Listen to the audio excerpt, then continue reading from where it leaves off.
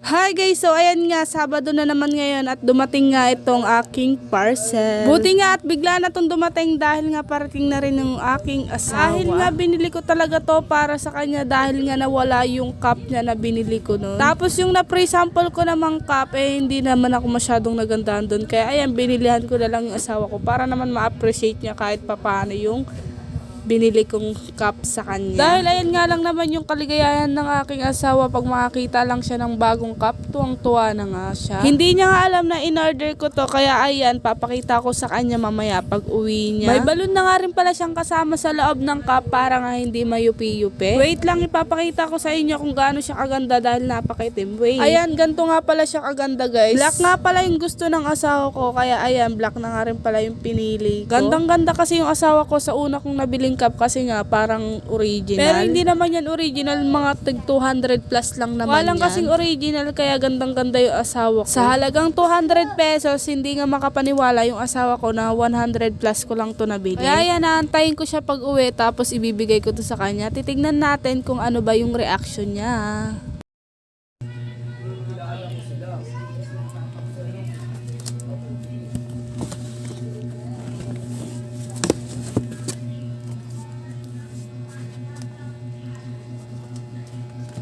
Tat, tingin mo.